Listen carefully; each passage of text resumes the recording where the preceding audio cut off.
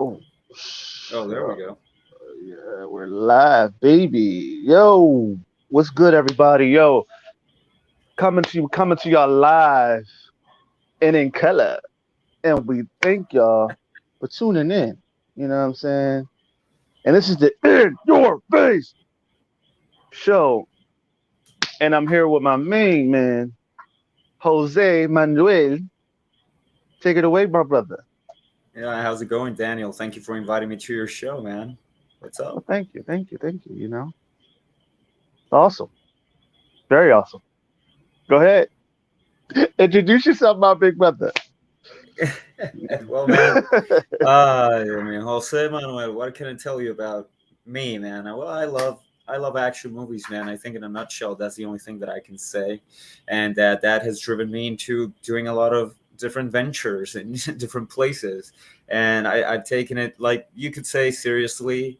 Um, it's something that I think I identify with. It organically happened since I was in high school all the way through college, all the way, that I would say that that was one of the ways that I discovered myself in some sense. And I really enjoy it. It's just something that I love, that I'm passionate about, and that I've kept trying, kept pushing. I've had some opportunities to do some cool work, I think, that has opened some doors. But like always, man, it's still a long way to go. So we're still on that bicycle. We're pedaling, and sometimes uphill, sometimes downhill. But we're always trying, we're always pushing, and I still enjoy it, man. Even after setbacks and things that could happen, I still wake up one day and my illusion, it just comes back, like, oh my God, I could see a movie, like an old school movie, an old school Jackie Chan movie, or some comedy, or some, early action movie from the 20s, or, something fun, physical, like, the old movies, the old silent films. Every time I see that, it's like I connect with that. Hmm. And I just, in a way, I relate so much to it that I want maybe a little space for me to express it, and that's what I've been after. Hold on for a second. Sands of Time Artisan. Hey, what's up? What's up, my friend? My friend. Dang, back to you, brother. Who's this guy? Wait. What am I missing here, man? Oh, Comments, there you go. comments. Oh, She said, hi, she sense of said, hi, time artisans. Hi, hi. artisan. See, y'all be coming up with the most difficult name, man. I'm like, artisan. I'll do it. You know what I mean? So I'm like trying There to you get go. the There you go. names and everything, you know what I mean? So it's like, It's all about having fun, man. It's just literally just relaxing and having fun, just talking about what we're passionate about. Film usually is one of my main topics. That's usually what I talk the most every time I have well, an opportunity like this. since film is your main topic, well, let's get into the movie, shall we? Let's do it. Okay, what's okay, let's talk about The Witness, your first movie that you've Yeah. done. What can you tell us about that movie? What was it about? What was it like? Okay, so we're living. We have to give like a little bit of a context of where the country was at that time in the independent film, or in film in general, right? Back then, we're still getting to know this HD technology. This is like 10 years ago, 11 years ago. And while we are trying to do the short films with digital cameras, and I was showing my stuff around, very, very, very, like demo kind of situation. That's how I started. Like, I would do a demo, would be like, very, very short, of me doing like some martial art move or whatever, or doing like a little routine with a guy, or something, like some fight, and or with friends back in college. And then I got that thing, I just kept it going. What I'm trying to say. Right, right, So right. I just kept demoing, kept doing that, and I started knocking on doors on local directors or local filmmakers that I thought that they were good, and that at some point I wanted to work with them. But let's just say, this is not like industry. an industrial situation. There's a very low budget, person to person, rural Puerto Rico. Obviously, going from Vega Baja to the city to meet directors and to see what's up, and how can we collaborate. After a while, I met this director that I really wanted to work with. His name was Andres Ramirez. And Andres, he already dominated the HD technology. He was very technical. I've always been a fan Mm-hmm. of how to build the film. How to build, in this case, HD video. That was what Right. we were working with. But he had a very specific style in which his video looked like film. He knew how to emulate. He Mm-hmm. knew how to give it that twist. And Mm-hmm. I wanted to learn from him. So I said, I'm gonna get a hold of this guy. We're gonna talk, and eventually, hopefully, we'll do something. But then I'm just a kid back then. It's like I'm 19 or something.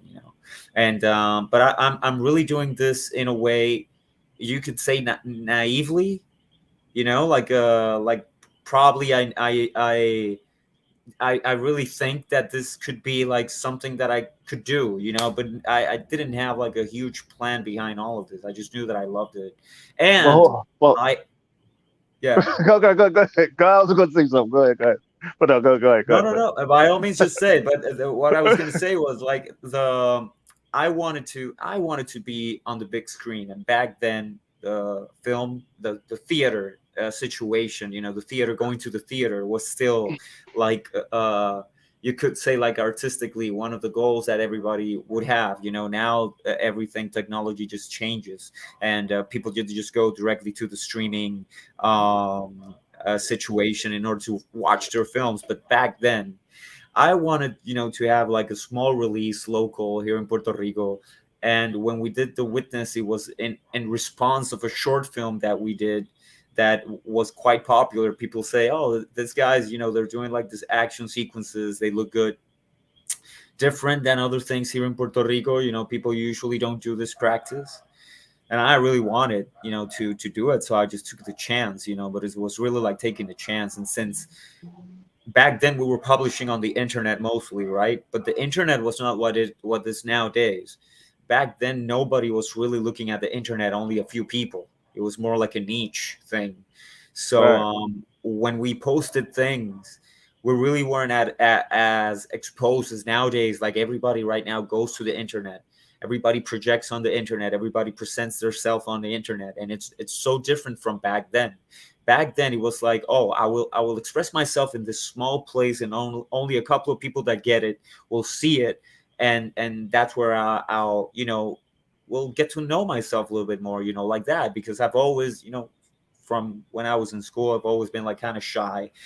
So I always was like very interested in the arts, and I wanted to find a way that would be like kind of like an introvert, but he ending like acting. It's kind of like the irony of, but at the same time, it just helped me a lot to do it mostly privately, or in places in which it would be just between friends. But at some point, it got a little, I mean, not really popular, but just a little popular, so that I got other experiences working in broader situations Right. with other people. And when that happened, it changed the game for me, because I had a little control over situations. And Right. it would, since I'm a shy guy, I had to adapt to that, and that took a little Right. while. After a while, I started feeling confident in my ability, in order to just let go and just trust whoever is behind the filmmaker or the director. But back then, since I was so shy, it was very hard for me to just lend my image to someone else, and I was nobody. So can you imagine that, like, you're trying like to hide yourself, but at the same time you need to show yourself, because how are you going to continue your career? So there's an Right. internal battle also happening while you're trying to pursue your goal, and you have this Right. internal communication in which you're like, Right. man, I mean, you have to overcome this in order to get where you want to get. Right. If you Right. don't overcome this, then you're not going to get there. And I'm still overcoming things, even today. Right. But there are probably different things, or other type of level thing that I'm still trying to figure out. So in a way, it's learning how to live through the pursuit of your dream. It's like Right. Right. Right. both things at the same time. you could say. Okay, okay. So, and back to what you were saying. You said you was naive, man. But hold that thought, hold that thought. I'll go back to that. You Yeah. have some comments in the comment box. Oh, No. let me check. I'm so sorry. I was in the private chat. You got Oh, there Dennis. you go. Share, Ah, share, Jeff. share. Jefferson, man, I miss this guys. Roxalinda, mano, that fight with Bobby, man, that was legendary. Glad to fight with you there. Oh, we're gonna Really, get to really it. We're gonna get cool. to it. We're gonna get to it. Yeah, that was very cool, man. That was a ride working in Jugando con Fuego, with Jefferson, with Orlando, with Nick, with Roxalinda, with Salvador, Santi, all the guys over there, Mikey, El Cachetón, everybody, man. It was like it was a moment. It was a moment, and we really try to do this for the audience to appreciate it. But like I say, along the way, man, you just learn so much. It becomes part of your story. So every time you do this projects, it just becomes like part of your story. So therefore, you always go back to it like it was a special moment in time that it cannot be repeated. And the guys know what I'm talking about. When we were there, yeah, B cam, yeah, bro, yeah, we had fun, man.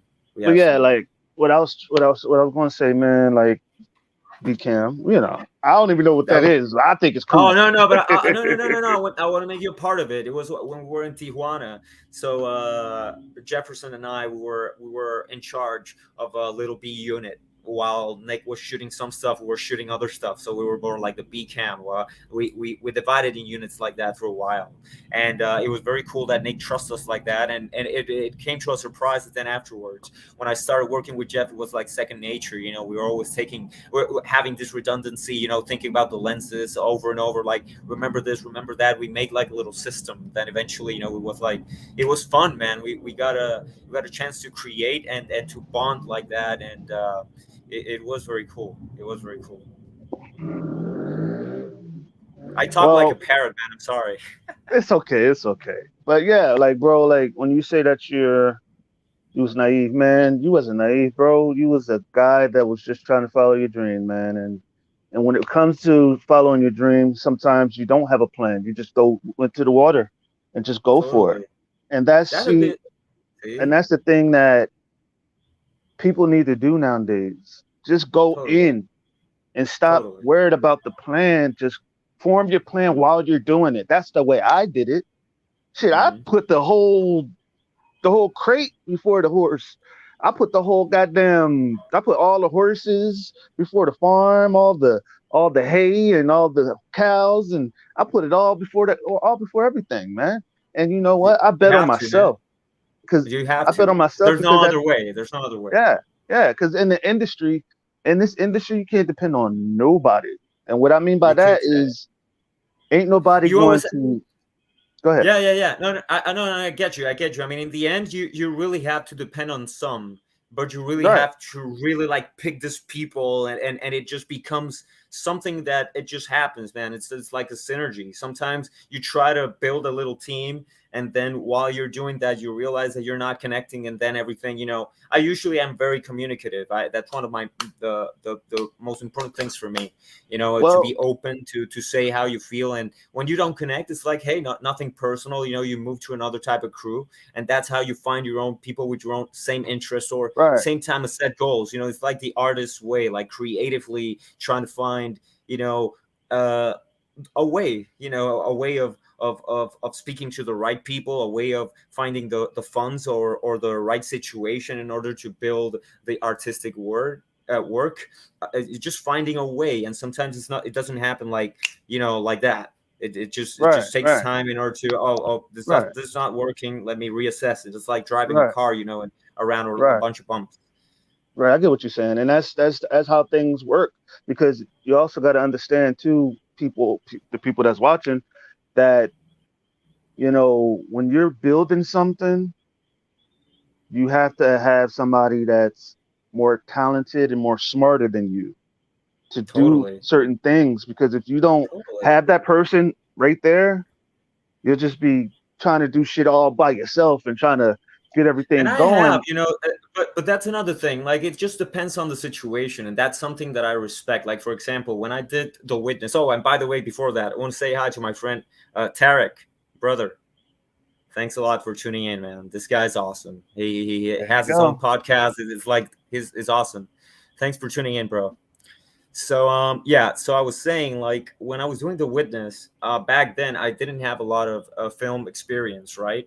So immediately the first thing that I did was that, and during that process I wanted to learn, and I was like very aware that I wanted to understand how would I build the scene, how am I going to use the camera, because of what you said, that Hmm. since sometimes you can't depend on other people, since sometimes you Right, can't, I might as well learn this, because at some point I'll probably will have to do it on my own. And there's right, been some times like that, and it's been like quite a few, that before those moments in which you have that incredible synergy and you find like project like Jugando con Fuego or The Man from Kathmandu or The Witness or The Fist of the Condor, those things sometimes happen. But during those times, there's like some idle times, right? And those idle times, you're always trying to reinvent, you're always trying to record something, do something, write something, move your craft forward. And sometimes you're like, wow, man, like you're also like, I hope that I can keep up, I hope that I can keep up, because in my case, I really I try to build whatever I can to keep the branding going, and you do it all by yourself, and in that sense, to have, for example, guys like Robert and Bobby also to be interested in my work. I have to do work on my own for them to look at, you right. know Exactly. See, and that's so that's they're not that's going to call me out of the blue, because they're just like, oh, this guy, he's doing the work, he's pushing forward, he's presenting himself, the right approach. We met a couple of times, we mhm, had a great time in the urban action, we met over there, and we connected. And that thing happened because of my previous work got me to those festivals, you see. right, When I did right, The Witness, I didn't know Bobby, I didn't know Robert, I didn't know any of the guys that I worked with afterwards, or right, whoever I talked during those years that is like a connection. I didn't have any of that. It was like on the way of doing something. I did a short film, that one thing led to the other. And then like that, you start building like a little name or a little brand, and other people get interested. But you're doing it, because you're passionate about it. You're doing it right, because this is what you want to do. And sometimes when it just becomes part of your identity, it's hard, to just let it go. And when the things get going tough, sometimes you're like, oh my right, god, I think I'm gonna, you say, everybody gets tired, and I'm gonna quit, I'm not gonna do it anymore.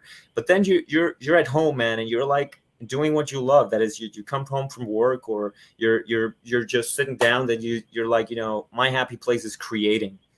And then you go and you watch a movie, and then you get all pumped up with a new idea, and then you find yourself in the computer talking to a friend that it doesn't live even in your hometown, just like Robert, just like Nick, just like Orlando, just like Hector. And those guys inspire me, because here in Puerto Rico, the unity and the connections, it's very hard to connect with people here, and to sometimes, pursue something together. It takes a lot of envisioning, it takes a lot of talk, a lot of things to set down in order for other people to have their interests met, and in order to do things. It's not like back in the day, when I was in school or in college. We had less to lose, and we could just go and just film or whatever. But now it's a little right, bit different. right. I got some words of advice for you though. You know, Yeah, when go mark ahead by all when means, man. marketing yourself. See, marketing is it's small talk. You know what I'm saying? It's 90% talk Totally. Yeah. and Yeah. ninety You're percent right. confidence and Yep. less glitz and glamour. What I mean by that is you don't have to say, oh, you don't have to say big words to get a person's attention. All you got to do Oh, is but I like no no this. no no no no no no. But No, no, no, no. here's the I thing. know. Here's the thing. Here's No, the, no, no no hold, no no, no. But you have to no. understand I, something. I No no know, I no no know, no I no know, no bro, no no bro. no no no no. You have to know. No, you have to know. This I is get my what. most no. This is my most authentic self, man. This No, is my I most get what. authentic self. No, no, no. I get what you. Really, like I'm here like all the time. You can ask the guys. It's I, just it's I, just know- part I, of who I am. This is how I express myself. bro, I'm not bro. We pretending was on the anything, bro. phone And like together. We was on the phone together. Of course, I know that. Oh, that's what I'm saying. That's what I'm trying to tell you. I just want to present that as a It's just the way No, that I I am, no, and I am misunderstood most times because of that, and it's no, really sad no, sometimes. So that's no. that's why I want to say. No, I totally understand. Bro, I'm just But like this that, who I bro. am, this is my authentic self. You better like it, bro, because I like the way that you are. Okay. That's the way I like it, man. That's the way I like it. Yeah, that feistiness, hell yeah. See, and that's what Oh, I'm saying. yeah, I know what you're looking for. There's fire in me, I obviously, Yeah, you get angry, you talk, but at the same time, you yeah, have to be posed, man. It's a double-edged yeah. sword, and you need to I, communicate to people in a way that they also feel, empowered, and that also empowers me. So some days you yeah, change words, sometimes right, you need to in order to preach to yourself. right. And You know what I'm that's trying to say? why when it comes to the marketing, right? Small talk, just give it like you see a person over there. You wouldn't know that they are into movies because you don't go up to them. It's like going in the mall, right? Right. Think about it. Think about it like this. Okay, in a comic book sense, right? Don't you know how many people like comic books? That Not go really, man. millions of people. You know how many people like movies? Millions of people, right? So how many people go in and Right. out of the mall every day? Like millions of people, in and out, in and out, in and Yeah, out, in and many. out. Yeah, Right. that's the So audience right there. right. So out of I want to say 80 to 90% of those people like comic books or like comic book movies. But see, you got to do something. You have to go up to them sometimes in order to get their attention. And also, there's Totally. gotta you gotta have something like a poster up or a cover that catches the eye of the people.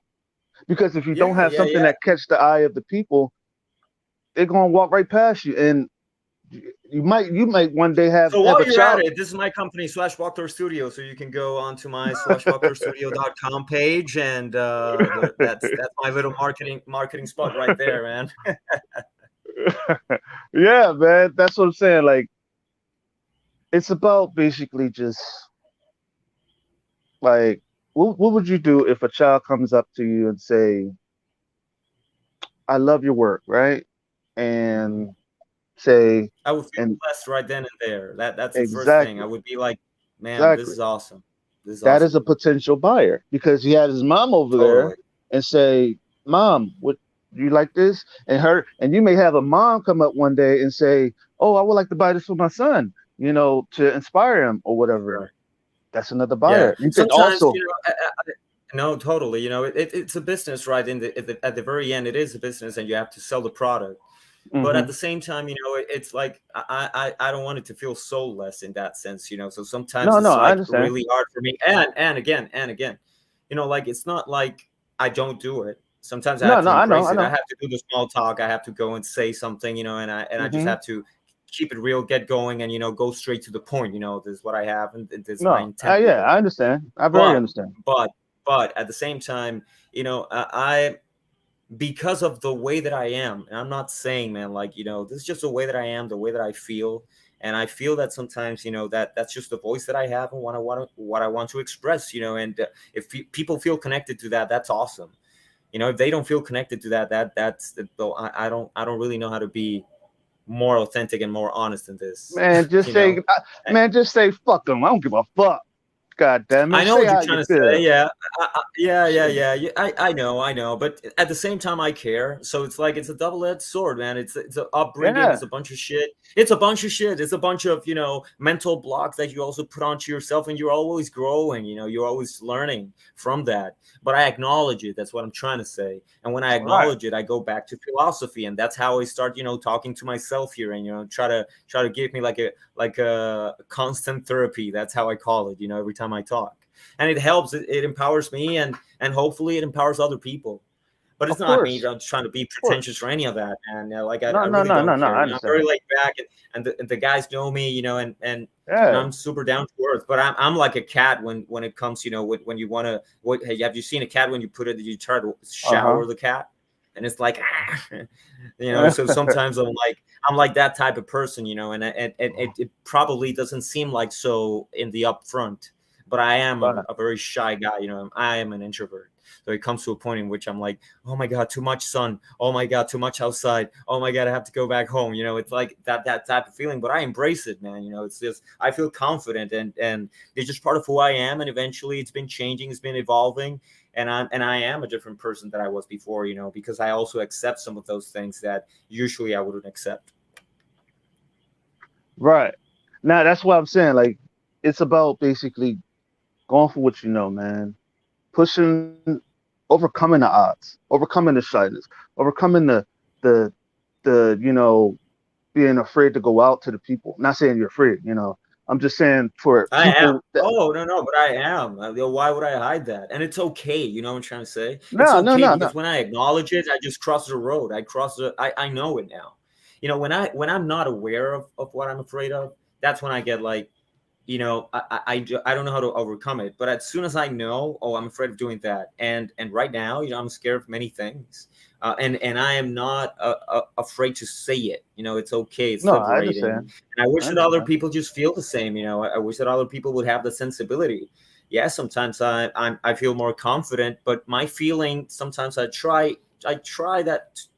I try that my feeling. This is ironic because I consider myself an emotional person as well, but I want to try and don't let that emotion of fear, you know, get me into not doing it or not trying it, or feeling that Right, but it still blocks me sometimes. And it's right, and normal, that man. I accept my, right, my both yin yang. I accept my gray sides, my right, white sides, everything. right, bro. And that's why I said, bro. It's I had to overcome a lot of shit. I wasn't this handsome and I don't, confident and cocky and all of this out of the world, out of this world, great. I wasn't like this before. You know what I'm saying? I was shy, but it's that thing I'm that still, clicks. Oh yeah, I understand that. I understand that. Hey, we all have our faults, but you know what? You know what? If we really want to get up to the top, if you want to get up to the top, you got to throw that shit to the wind and go for it. Go for it. Kick that fucking adversity in its fucking mouth and say, I'm going for mine. Take what's yours. yeah, Because totally. at the end of the day, this world will take you down if you allow it to. Adversity Yeah, will you're take right. you down if you allow it to. You know what I'm saying? Mhm. These overcoming the hurdles, they will trip you along jumping over them if you allow it Right. to. Jump high as you fucking can, because I'm telling you, if you jump and try to jump high, it can't touch you. Overcome that fucking odd. Because, bro, I'm gonna tell you the truth. You acknowledge it, but slay that motherfucking giant. Slay that giant, because at the end of the day, that giant cannot hold you. Thank you for those words. Yes. That's why I'm saying everything that you put into this, believe in it. Love the process. Take that process and sleep with that motherfucker. Because at the end of the day, that process is what is going to build you up as a man along your project. Because at the end of Totally. the day, that investor is going to look at you as a man and be like, okay, is he confident in what the fuck he's doing? Is he talking the right shit? Because at the end of the day, a person that's buying what you're doing, he's going to look at you instead of the product, because the person, it says a lot. The product says a lot about a person. If you do some half-ass shit, you a half-ass person. If your cover looks shady, that's what you are. Yeah, usually I don't do that with my work. I go all the way. It's more that I'm afraid of doing it, but it's not like I don't do it my best. That's Woo, why I get overcritical feel with good. myself. I feel I you. really, I don't know, no. I go all the way, man. I definitely Yeah, go all the way. go And all the I way. know the guys know me. The guys know me. Hey, is anyone there? They all Evidence, there. evidence. No, but real, man. Like, I put my heart to it, man, and I do it just because I love it. I have no other agenda, and I'm being real right now, and Right. eventually, Hell yeah. marketing will do its work, But I Yeah. but I just want to appeal to myself and to be who I am and to be authentic, Right. because like it's okay to feel afraid, and it's Right. fine. It's okay. But see, I'm gonna tell you something. It's okay to be afraid, but don't let fear stop you. Don't let it Oh, stop totally. you. No, I agree with that. I agree with that. That's a Yes, bottom line right it's a there. That's it's a the end of different. that's the end of it. Yeah, yeah. That's the It's end a of it. no. But The last I word. got no. I got something else. I got something else. Oh, No, there I more. got Ah, something okay. else. Okay. It's more. It's more. More. You know, I got to put that all up in there. You know what I'm saying? Oh, okay. Okay. There's I got more. to put Okay, my go ahead. Go sauce ahead. up Go in that ahead. motherfucker. I got to put that all up in there. You know what I'm saying? But nah, though. Like when it comes to, you know, you got to go balls to the wall and fucking throw it against the wall. Sure. Because at the end of the day, you got people out there competing with you. The same thing you're doing, they're feeling the same way you're feeling. And the people that's going to appeal to you, Mhm. you're setting the barrier high. You're setting the bar high for yourself. Don't let anybody, and I swear to God, don't let anybody, any fucking body set that bar for you because they're going to set it up to too high for you to. That's their standard. No, your standard, you set it high for your motherfucking self because you know you can reach it. Because if they set it, they're going to tear you down. And if you don't make it to their standard, fuck their standard. It's your standards, what you want it to be. You got your own destiny, make your own So destiny. Because at the end of the day, we're here for our motherfucking selves, as our brothers and as sisters. We got to stand up and we got to fight for each other. That's what we got to for do. sure. Help each other get where we want to be, and break bread together when we get there. Totally agree, man. I totally agree. I couldn't have said it Woo! better. Like I, oh my god, y'all that's what's about to up. get me up in here going crazy up in this motherfucker. Y'all want me to go crazy some more? Because if I have to go crazy some more, I'm going to go crazy some more. God damn it. Well, I don't want to go crazy no more. Well, I just as got to long get as you through it. don't do any damage or nothing, then you can go crazy, man. By all Nah, means. I'm good, bro. I'm good, bro. But nah, so tell us about the Ugando con Fuego. You Oh know, yeah. tell us about what was your part in it. Okay, so I played this guy called El Guapo, and Nick had a way that he wanted to build a character with me. But as more than the character itself, man, the experience of being there, it just transcends in a way because you were there experiencing it. It transcends the piece in a way. The what I feel for Jugando con Fuego is very hard for another person that wasn't there for to feel it. So that's why sometimes I talk about what we went through and all these moments in which we had to stop. I remember we wanted to do a drone shot. We started right in the middle of the road. We went out with the guys. We took the drone up, and cars were like flat, almost like very fast on the highway. And you get like, oh my god, we're doing this like guerrilla style. We're going and we're shooting. This hardcore filmmaking. That's how I call it. We go there and we get the camera, we run around and run and gun.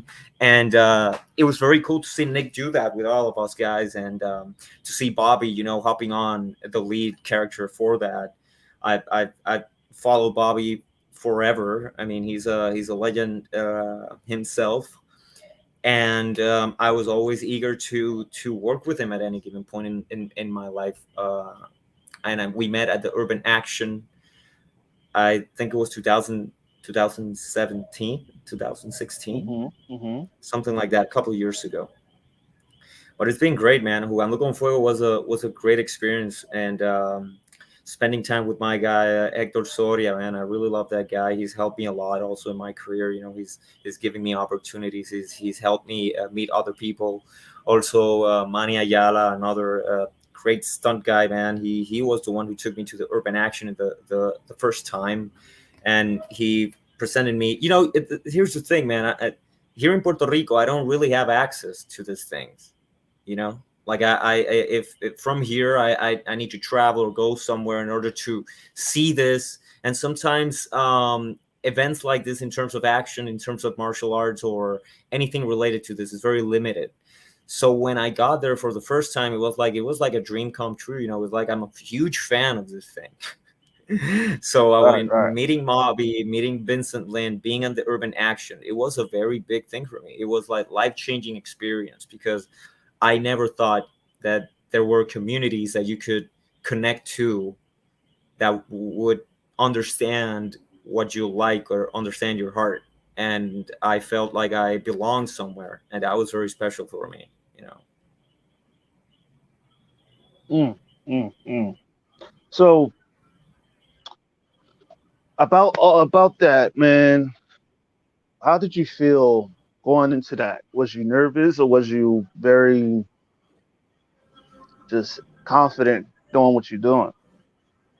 a couple of both. I mean, you usually when you get to do something with a director, it's you always have, you know, you don't know what he's expecting, so that's part of it in my brain. Obviously that's part of the conversation. Try to ignore it. Maybe other people are easy, they ignore that easier. But I'm trying to listen, you know, and since I direct myself, I try like to not get in the way in any way in the director's work. And since sometimes we were working together, you know, I've been shooting something on one side and Nick would be doing something on the other side, and I will always go to him like, hey, is this style okay, or is this lens what you want, you know, because I'm working with him now. So I need to honor the space, you know, of the director and ask him a bunch of questions, even though I have initiative whenever I'm holding the camera or acting, because Right. we're doing this, we're really building this together. You know, Robert was acting one part, Robert Jeff was acting at one point. We were all doing like acting, shooting, you know, doing everything together. So it's very hands-on, very involved. I must say, like honestly, like I feel sometimes I feel more confident doing my doing behind the scenes camera than acting, and sometimes the other I feel more confident acting. It's just it really just depends on the time, but I try to embrace both of them because I like them so much. Okay. Awesome. Awesome. Awesome. So during the Uganda con Fuego scene, right? Mhm. What was the most dramatic scene for you? It might be definitely our fight, you know, Roxalinda's fight and me and Bobby's, because I get oh, I don't want to spoil it, but I'm not gonna spoil it. So the fight goes. It's very cool. There was a bunch of fighting happening in that place that day, so we're shooting a bunch of fights back to back.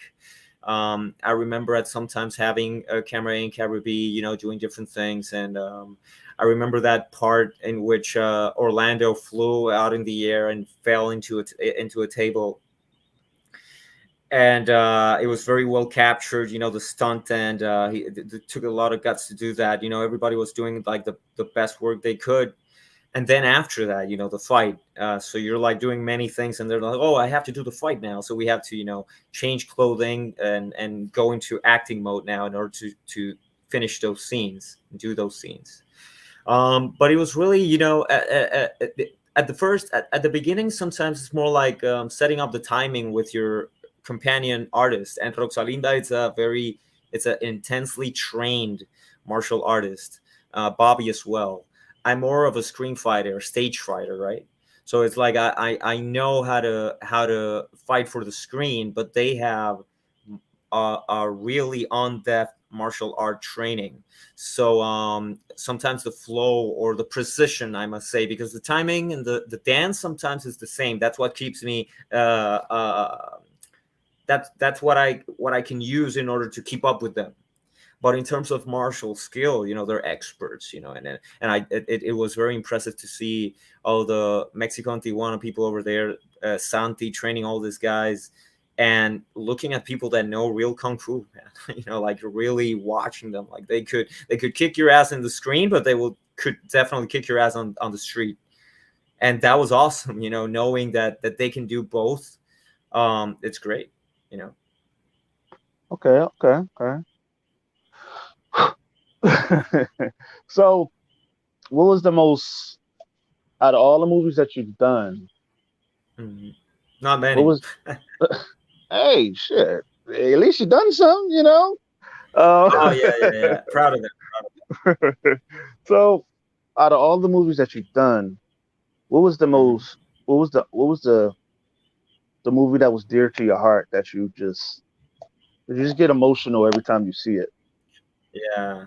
Well, I must say that I definitely can say that all of them were special, but there's definitely for me, the Man from Kathmandu was a very specific feeling, a very specific turning point in my belief system, because I finished a witness. I did some TV work here in Puerto Rico, as a lead, doing some stuff with just, some projects here and there.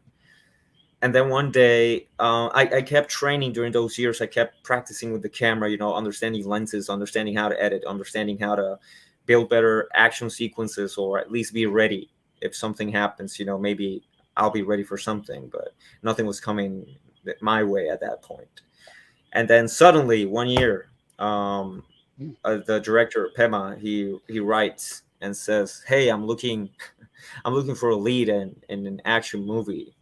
Can we speak?" And I'm like, I usually play the yes game, right? Like I say yes, but I don't know where this is going, so I'm always very careful, because you don't know who's on the other end, and I am a very, reserved kind of person. I usually don't take chances like that, but then at the very end, always someone says like that was one hell of a chance that you took there, because Pema, he was trying to convince me to do the film, and we talked in this 1 year, and then after that talk he disappeared. So he went like for a year without talking at all, and I was like, well, probably that's never going to happen, but you never know. So I just kept playing the game a little bit, to see what happens.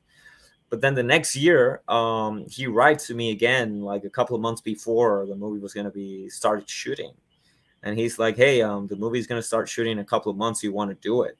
And I'm like, "Yeah, I want to do it," but I was still, like thinking, like, is this really gonna happen, or what is this all about? Really don't know. So at one point, he showed me the script, started reading it. We talked a couple of times, and at some point, I don't know where it was, I felt confident and I said yes. We started working on the contract, and I was like, obviously, let me see how this goes. I felt confident to do the action directing part, and I've had a little bit of experience in acting, so he was asking me to do both, and I was so honored, because that's one of the opportunities that you're looking for, and it just came my way, you know. Hey, hey, Oh Jose. yes. Oh, this is great. This is a great question. This is a great question.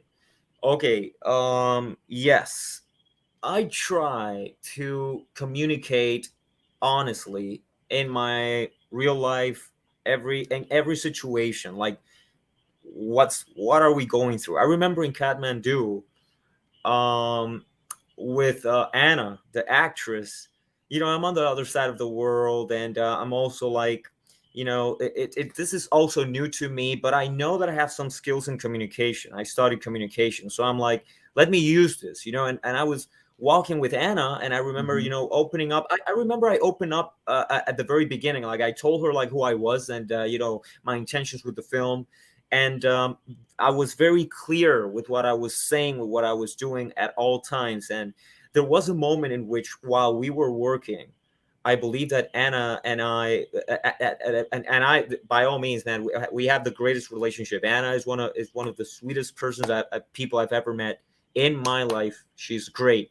But when you're learning about the other person, you're like, how do we build chemistry in order to then fake it for the camera? Because at the very end, we need to fake a timing for the camera to believe what we're doing. So we need to communicate. I really think that actors should communicate. There are some actors that they don't. And if you find that door, knock on it and ask permission to open up a little bit, to communicate and to organize yourself in order to have that communication and moments, for the other actor to work with you.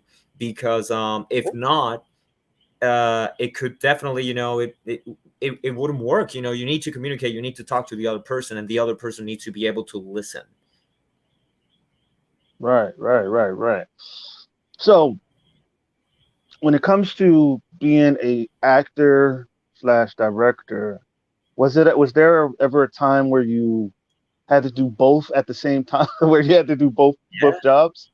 Yeah. Actually, in The Man from Kathmandu, I had to do that, and that was like a great challenge, because this production, in terms of acting, directing at the same time, it is the biggest production that I've done that has they have allowed me to do that. They had allowed me to do both. So it was first time for me. And when I was doing it, definitely, it was like trying to have your previs or your pre-visualizations or your prep down uh, to the best that you can, so that when you go to shoot, then people know what you're doing, and then you're allowed to act now because the people that are there as your team, they know your shots. Hi, Kristen. How are you? Hey, Christian, what's up, Um, baby?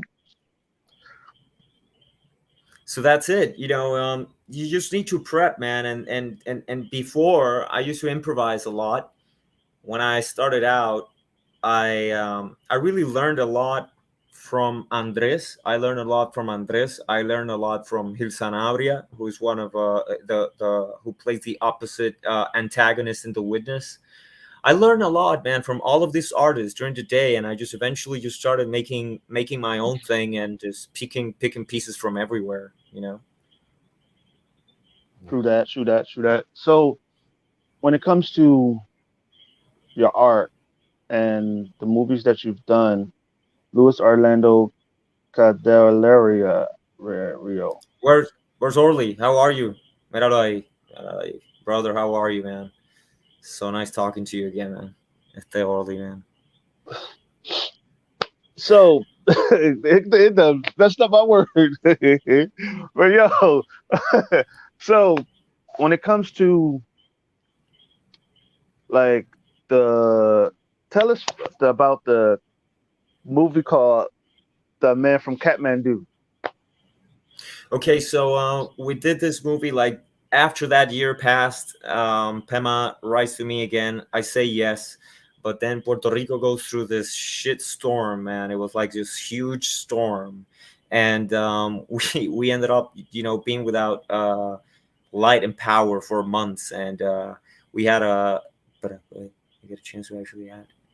What's when you doing? We were working it, and I had a chance to actually talk and hang out with them. Yeah, I mean,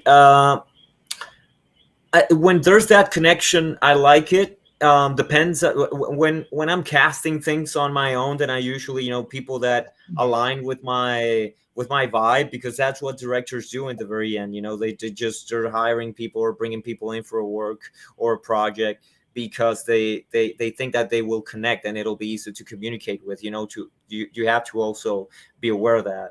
But when it comes to other productions, sometimes you connect with people. Sometimes if you're a part of a big production, you don't get the chance. You just see them over there. But for example, when I went to Chile, one of the greatest experiences that I've had, working with Marcos Aror for the Fist of the Condor and Puño del Condor, we had we spent a lot of time together, and that was a blessing for me. I learned a lot from him, and I've always been a fan. And it was great to work with this guy. It was like a dream come true, and he was like humble enough, to be there side by side. We talked about a lot of things, and it was very special for me, at least, to have that experience. And going back to your question, Daniel, of the Man from Kathmandu, man, it after the storm, they just that Pema said, "Hey, are you in the storm? We're watching this on the news." And I'm like, "Yes." Well, I'm here. I don't know how I'm gonna get out of the country now. And he was like, for some reason, man, he really believed that he wanted me to do it. So he said, like, "Hey, I'm gonna bring you out of that situation. We're just gonna find a way." And 2 months in, it started happening, man. I hopped on a plane. I went to Jersey, then New York, then I went to Qatar, then I went to Nepal. In doing all the planes from here to there, from there to the other side. And when I got there, I still was scared, man. I didn't know who I was gonna meet over there. I've talked to them a couple of times, and they were, I felt confident that these people, they were good. But you never know, man. You never know. But then at the very end, I met them, and we became family, and we ended up doing this movie that helped me do many things, man. Bring some of my friends with, build a little team, action direct. You never know when those things are going to happen again, but you work for them, and I Mm-hmm. feel blessed. I feel blessed. I feel blessed. It's like when you look back and you forget all the anxiety that you went through, it's like, you really start saying thank you, because there's some type of I don't know, something that I definitely need to thank from that experience. I met Danny Medina. Oh, really? Oh, wow. Yes, after Huracan Hugo. Yeah, I remember Hugo a little bit. I probably I was like 3 when I saw that when that happened. And I remember I was raised by my grandparents. So I remember I was living with them in Manatí, Puerto Rico, and yeah, I remember a little bit, having all the lights out. It was like a very oh, Roxy Swingar is the greatest, man. I wouldn't even know how to start that. It's impressive, man, and I see how she posts all her stuff with the fighting, and she's so precise. You really need to learn poses and understand precision in martial arts.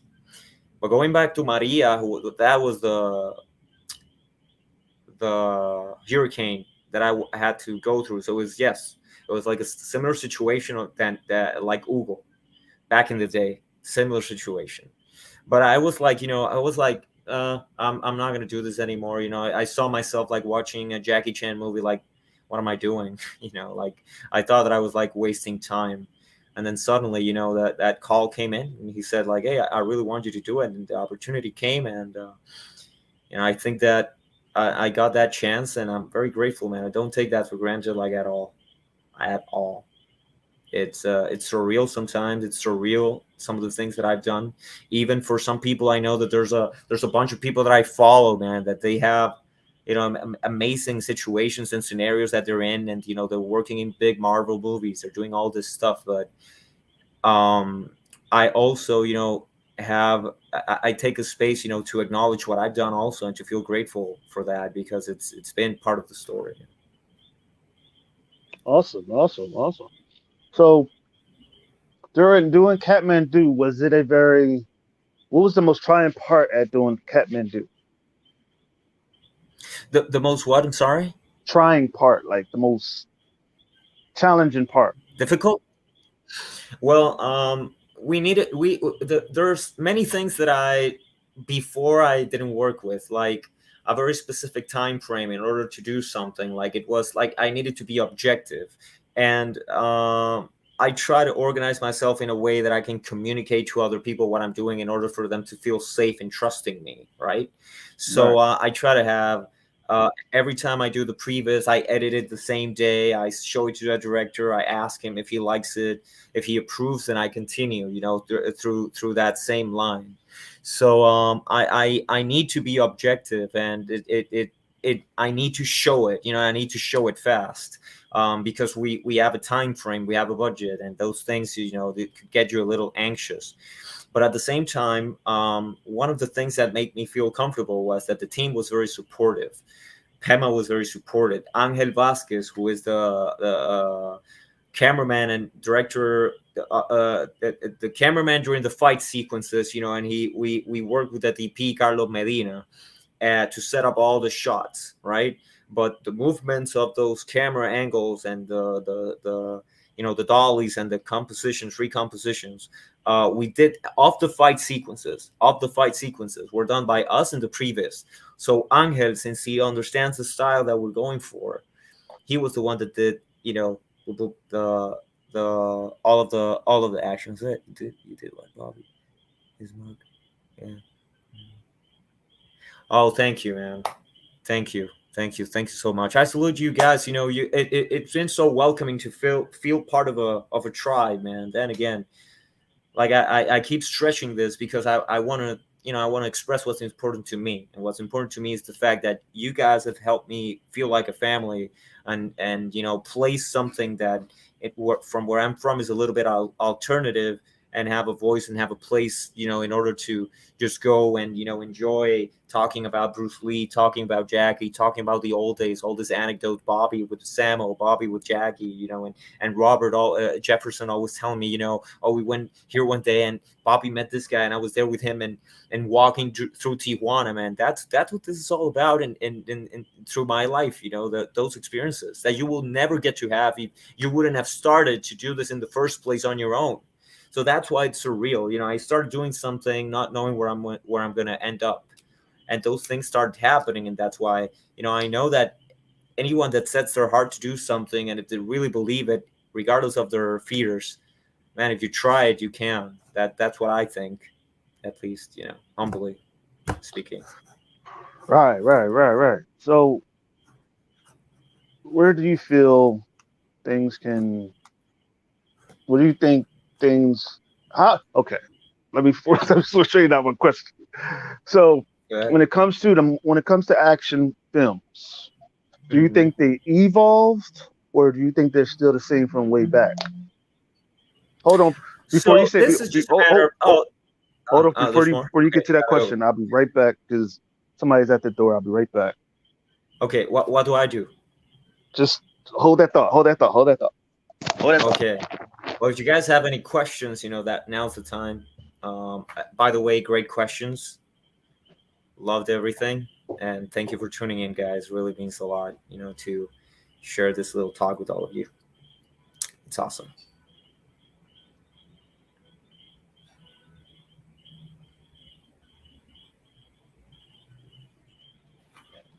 Let me check the social media here. Facebook.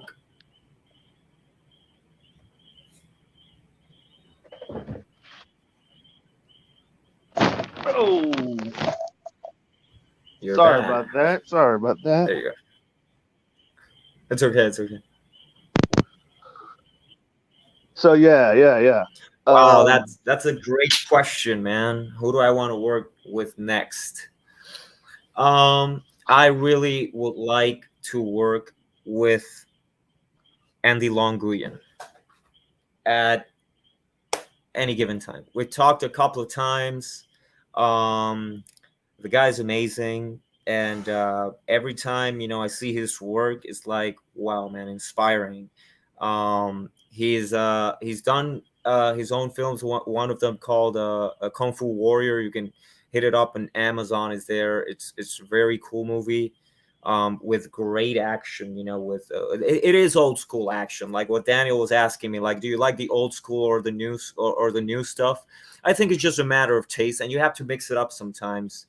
But I definitely must say that I really enjoy, that nostalgic feeling, of having it look like a dance, of having it to look like a little tap dancing routine. So I like that, and I like to express a little bit more uh, that that type of. But I like every type of action, man. I like big explosions. I like action that is represented in computer graphics. I like practical action. I like everything that will help you build your scene, and whatever tool that you can find. Recently, I've been, playing with VFX and all that, and I'm like, oh my god, I'm learning something new, and I can use this, to enhance something or to change something and make it better. And I'm always trying to find new technologies or things that help me do a better project later on. So everything that you can use in order to make your movie better, by all means, I just try to learn it, and sometimes it's hard and it takes a little while, but I try to be patient and enjoy the process, like Daniel says. exactly. Okay. So, how many years have you been doing this? Around 16 now. I started my first pro gig, if you could call it pro, or at least in a production that had named actors here in Puerto Rico, was at 19. But I started shooting action, or I started doing action acrobatics at the very beginning. And that's what, one thing led to the other. At the very beginning, I was just doing street acrobatics, or doing, we have a lot of beaches here really close by, so I learned acrobatics down at the beach. and I would just record that, and imitate, things that you would do in movies. And one thing led to the other, and then I ended up, trying to build fight sequences, and I ended up enjoying that more, and using the acrobatics to complement, the choreography. So I thought that it was more like a broader perspective of things, and I said, you know what, I think I'm going to do this, instead of just going all the free running or the parkour route, which other friends did, and they're great talents right now. They have companies, they give classes, parkour classes, free running classes here in Puerto Rico. But I took a different route, because that's just what I liked, and so that's how it happened. Okay. Okay. So, what other talents that you do that you incorporate into your movies that you have that you incorporate into your movies? Well, not directly, but it definitely having a musical sense helped me to build sequences. So recently, I've been trying to make the style or build the style that I'm trying to pursue, like trying to beat it with some type of rhythm first, regardless if I'm shooting like a fight sequence or a dramatic sequence. I'm trying to build a style that, I think I'm understanding or liking to do, and I'm going down that route. There are different ways of shooting action, different ways of doing it. But I'm doing it like in a more rhythmical sense, like finding scores and just understanding my scene. How does it sound? Because sometimes at the very beginning when I started, I was more visual, and you can also use sound to tell the story or to complement the show. And if I have before shooting, if I have sound references, I can be more accurate with the shots that I'm building. I can go straight to the point, and I have a timed shot instead of a bunch of recordings that sometimes for me it's difficult to edit. So I just go and just pick that shot. This is exactly what I want, and I just could put it there. And when I can't do that because it's too much of a prep, I'll just do it. I'll just wing it or just try to improvise. You have to have that skill in order to build a movie, because the movies things are changing all the time. Circumstances, they go against you, so you need to be flexible. Right. Right. Right. Right. Hold on.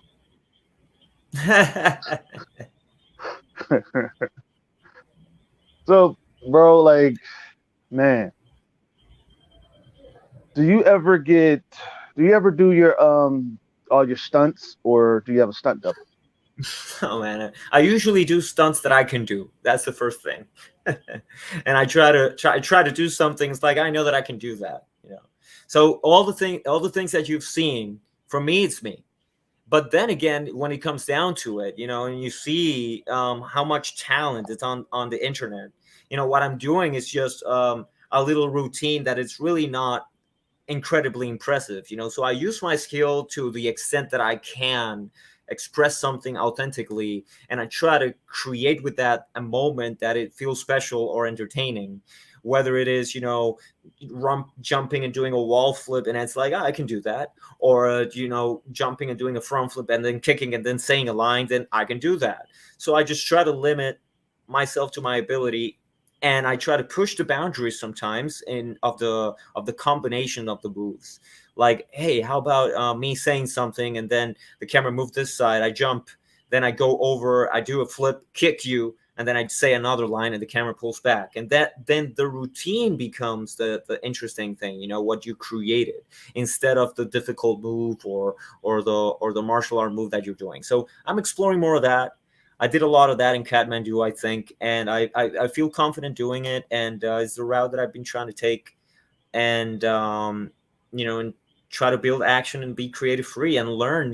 Usually sometimes I'm like, hey, I would like to do a jujitsu move, and then I will go online and drill it for a while, and then I just put it in a movie. Or hey, I would like to do I would like to do some hapkido. So I just go online, go to YouTube, and just look for hapkido moves, and then I build a routine with some of the moves, and I just try to capture it in a certain way, and then it could work. So I try to do that. I try to pick from everywhere and try to mix it up a little bit, and do something nice, something that I think it's cool, and hopefully people like it on the way. Hold on.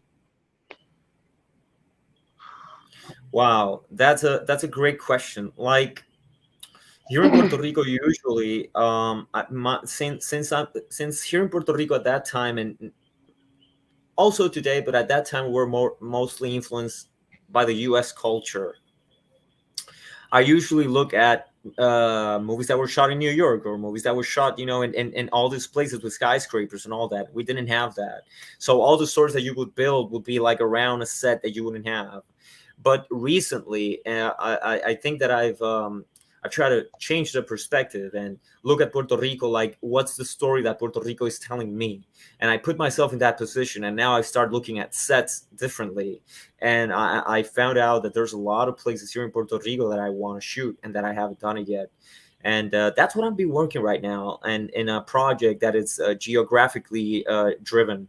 Like I want to show places of Puerto Rico that I think are attractive, and I'm trying to do location scouting in order to find places in which we can have good, cool backdrops and cool compositions, wide compositions, and you can see the place, you can see where you're at, and just have a feel like if you're there. That's what I'm going and I'm doing right now, and I'm really enjoying it. It's like my project, and I'm doing it little by little. So it's great. That's right. That's right, Victor. Totally. It's that build up. It's very important, right? Because when the fight starts and you don't have it, you're like you don't get pumped.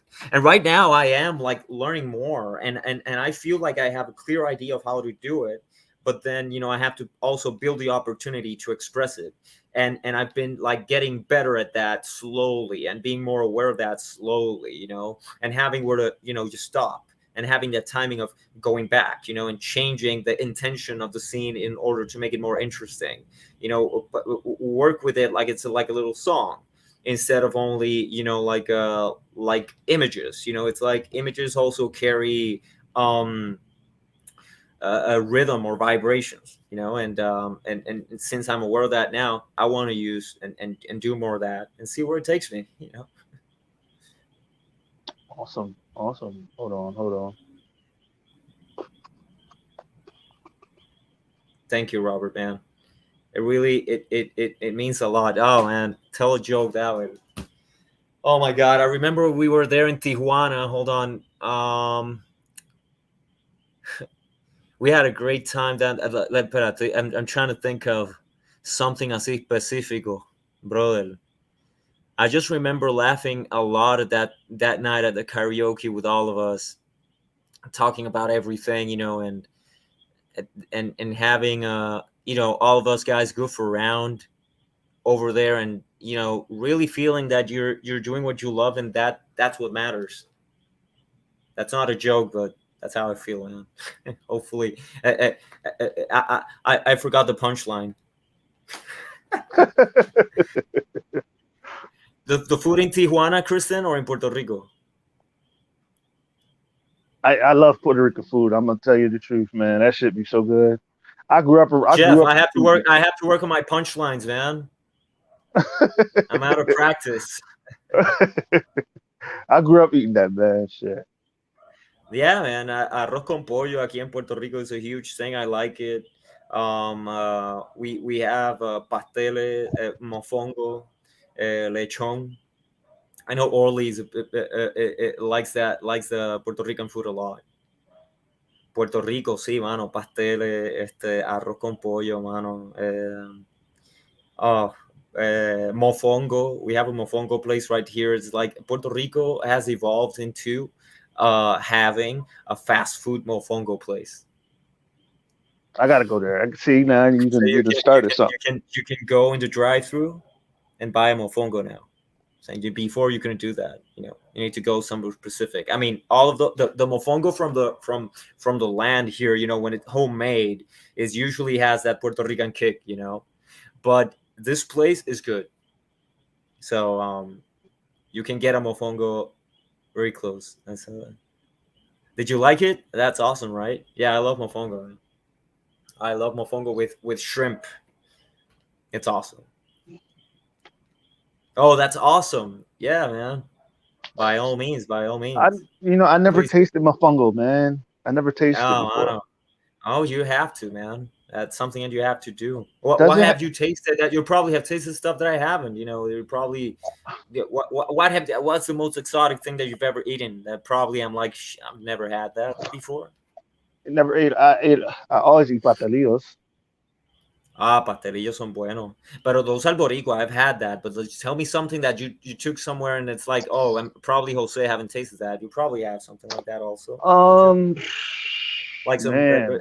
the irony. I mean, I sometimes believe it or not, I'm learning more about food because of my girlfriend. But in terms of myself, I'm like slowly learning and slowly like being aware of food because usually I would just eat.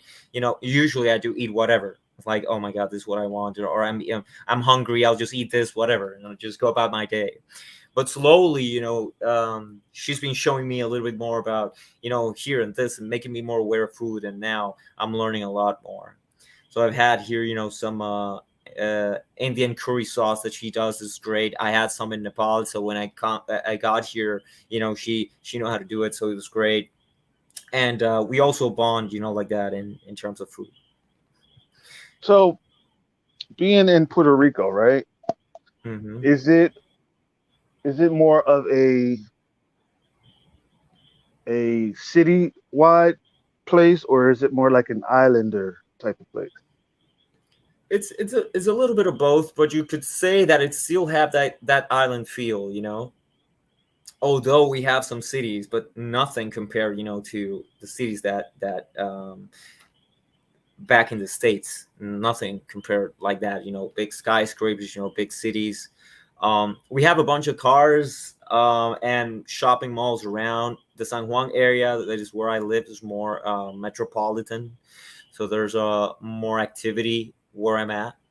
But at where I grew up is a little less activity, slowly changing now, because of globalization. People are, setting up everywhere or anywhere they like to just go. They just want to buy a property. It's happening here as well. So we have people from everywhere as well. And you could meet a lot of different type of people here in San Juan area, because it's also one of the most tourist area, and a lot of people come here or they buy here or they come and they build businesses.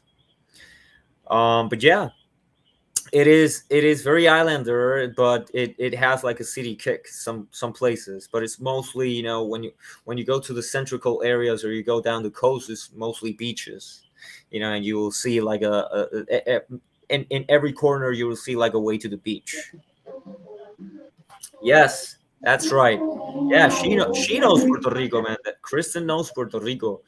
West Side is one of my favorite places in Puerto Rico to just go and just relax, be laid back, just look at the sunset close to a beach and just think about nothing, and just be there. I like it. Oh, there's a great. Oh yeah, no, man. I like every type of characters, and I really, I'm just I play by ear in that sense. Like I just do something that I feel, or if something appears like Kathmandu, there was like it had a religious context and it had like a type of message. I embraced it. It was something new. It was something aligned to what I wanted to do also. But I like different type of characters. Just depends if I relate to it. If I don't relate to a character, I usually would be honest with it. I would tell the director or whoever I'm working with, hey, I'm not confident in this character, or be responsible in that sense. But if there's been an opportunities in which someone says, hey, I want you, and it doesn't matter, we're going to bypass whatever you think about yourself, and we're going to do it, and then I take the chance regardless. So it takes also directors believing in you as well. It's never as black and white, but detectives, yeah. Soldier, yeah, man, I would cut my hair for sure. I have my hair long right now because I'm doing the character that I'm building has long hair, and I've been doing it only because of that. And I realized while doing it, I learned a lot of stuff about myself also, and how can I create build myself, change hairstyles, sometimes, be a totally different person and embrace that and just going with it, and if the character is interesting, I'm down. Yeah, I am. I definitely. Oh yeah, yeah, all the time, and that's why I build my own work. When idle time comes, I have to learn how to be a director. That's the only way to stay relevant. I have to go and have to build something. So right now, the project that I'm doing is very personal, and I'm trying to use all my skill set to create it. In Kathmandu, I was very creatively involved in The Witness. I was very creatively involved in Jugando con Fuego as well. I was creatively involved in the scenes that I did with Marco Sarori and Condor as well. That was awesome, man. That experience is something that I cherish a lot, and I'm still waiting for that to come out. I already saw the thing. Is, man, fantastic. It goes back. This project is so cool because it feels like the mystical part of the martial art, going back to that feeling of the 70s, when this, like, the martial art had a soulful meaning. Marco is like that, man, and he's bringing it. He's bringing some cool colors, cool artistic um, um, portrayal of martial arts blended with the Chile and the Chilean culture. And I learned a lot from him, because he's another Latino doing this, and it was great, So yeah, here in Puerto Rico is hard when the Hollywood companies come to Puerto Rico. They usually just go specific, to agencies in only to get, usually there are some exceptions, but usually they just go directly to the people that are just going to be the fillers, the extras and all that. Oh, I really thanks a lot, really. Thank you for that. That really pushed me forward into doing some moves that I have to do in order to get it going. We'll see. It's really when you're doing it yourself, and sometimes you really just have to believe in the process, and you never know. But those vibes, man, always are very welcome. And I thank you. Your questions have been great. They've been very precise, and it's been cool to talk to you. See, now you feel good, don't you? You feel real Yeah, good, feel awesome. Now, yeah, man. during this part of the show, okay, a segment. We have a segment of 60 seconds. Um, Okay, go. you have 60 seconds to promote yourself, and Oh, that's awesome. 60 seconds to just for the people that's watching, for the people that's coming into what you're doing. What do you have to say? The advice to give them? You know, Well, in terms of promotion, this is my little brand right here, Swashbuckler Studio. You can go down to the website, and there's like everything that I've done up until now. The brand is going to change a little bit as time passes by. When associations and other stuff that I've been aligning, we'll probably get there, and we'll soon get there. But for now, you can see, links to trailers I've done, short films that I've done, and stuff that you might enjoy, and maybe you relate, or you get a kick, and you laugh with your family. There's some comedy stuff there, and some action stuff there, obviously, all related to action. That's usually what I like to do. And aside from that, man, I just wish, really, really, from the bottom of my heart, we're really right now living in some times in which they're so confusing sometimes. The communication between people, I feel it's like a little bit fractured sometimes, or that's how I perceive it.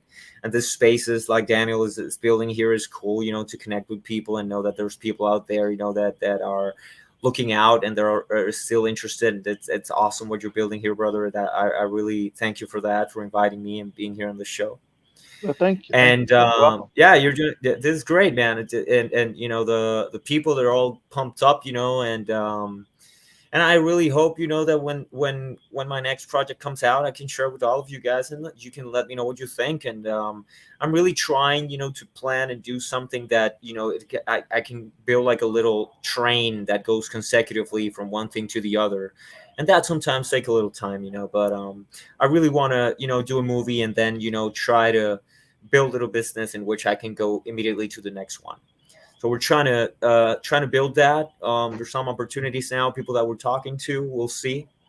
But if not, man, we're just gonna keep trying. The artist way. Keep pushing, finding another door. Finding another way, and that's the only advice that I can give. The same advice that I give to myself.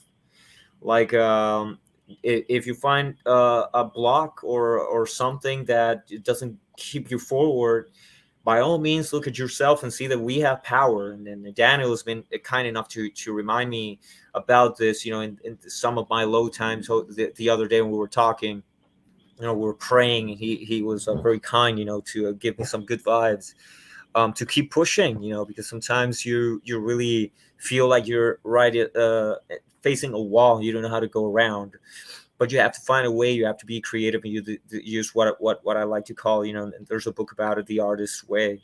And I use this word because I was talking about it with my girlfriend recently today, and I want to share with you as well, with you guys. And if people say, hey, there's no part for you, by all means just build a part. It's very hard at the beginning, but you get yourself with some cool filmmakers, and you start knocking doors, and you can do it, man. We all can. Obviously we're all struggling. The hustle is real. And the hustle is real for me as well, man. But I embrace it, and since it's what I like, it's what I love. It's for everybody to follow this path. Is hard. So I just wish that whatever I'm doing inspires people. No pretense, just really from the bottom. And if you can take something good from what I'm doing, I'm blessed. Really, I'm super blessed. Also, guys, please, from the bottom of your hearts, subscribe to the channel and cause come on, man, come on, man, Of because course, at least subscribe to In Your Face channel because we all growing together, and that's the right. more subscribers we have, the more we can put into their merch, and the more we can put into getting that stuff out to people and really building this Totally. thing and really taking this thing to the next level because I plan on taking it to the next level, and I plan on doing series on movie series, like where I That's bring awesome. everybody back on. I plan on doing a sex series where I talk to sex workers. I plan on doing Awesome. a sports Multi series. segment, man. Multi segments. Hell That's how you yeah, do it. That's how you hell do it, yeah, man. You can't just stay in a box. You try everything, and if you have the passion for all, and learn from different topics, you bring a lot of resources in. You have a great show. Varied different things. Every time you hop in, you don't know what you're getting, and there's always a surprise. hell yeah. Because like that's why I've been telling people the In Your Face show is about staying together and building that oneness with each other because it's all about your energy spilling it onto to another, spilling that positive energy onto another because at the end of the day, if you had a chance to help somebody, you're going to feel great about that, and that makes God happy. You know what I'm saying? And that pushes that out there, man, because you are in charge of what you say and what you do toward people, and you don't want to share them the wrong way, share them the right way, you know what I mean? Right. And just do what you got to do. And that's why I built this show because I want to bring people together and give people that love. The people that's not getting the love from the big companies, the people that don't have a voice, give them a voice and help them build their brands because you never know who's watching. You never know when the person that you're helping get their brand, they can help you build your brand along the Of way. course. Yeah. And that That's is how you do it. what, That's the only way, actually. That's the only way. yeah, One that person helps the other, and we build a space for everybody. And we appreciate what other people are doing, and hopefully, other people appreciate what you're doing. And we have this exchange, of art and creative things going, projects and so forth. And at the very end, we all have to find our way, but we all find our space, and that's what I think it's what I like to think, just like you. exactly. I mean, it's about just going for what you believe in because if you stand for just any old thing, I mean, like matter of fact. if you fall for any old thing, you wasn't standing for nothing. You see what I'm saying? Mhm. You know what I'm saying? You got to stand for something, or you'll fall for any old thing, any tricks, any bullshit. And that's why I said, Totally, totally. yeah, and that's why I said, whether it is movies, whether it is dancing, whether it's kung fu, whether it is all that jazz, man, you got to look out Hmm. for yourself and look out for others as well. That's right. Because at the end of the day, when you die, and who do you want to what do you want to be remembered by? What Right. legacy you want to leave on this earth, and Well, that's what I feel. recently I've been like, letting go from some of those thoughts in a way, and I've been just trying to, to do what it feels right, and yes, sometimes it's good to feel that you're doing something, but I can only hope, I really can only hope, and I don't want to push anything into happening, in a way. I just want it to organically, touch the heart of people, and hopefully they relate, man. They relate. We become friends, and then eventually, we go back to Tijuana, and we meet with the guys again when we end up doing another thing, or anywhere else in the world, Oh and yeah, that's what builds momentum. I forgot to tell you too. I'm having a whole Uganda Uganda Con Fuego team on the whole crew, and I want to have you on too as well. Oh, So please do. Yeah, I want to be there with the guys for sure. Please, please, yeah, let's I'm do what that. I'm Everyone going to do together. is going to be in the middle of September. Oh, that's Um, awesome. Yeah, count it's me going to in, be in the man. middle. It's going to be in the middle of September, and it's going to bring the whole crew together. That's awesome. And what I want to do is before we do the whole interview, I want to get everybody get the whole crew individually. When I do it Oh, that's individually, oh, I have got it. y'all Yeah. back on the show, and everything, and just basically promote that. And like I said, this was the movie series that I was talking about.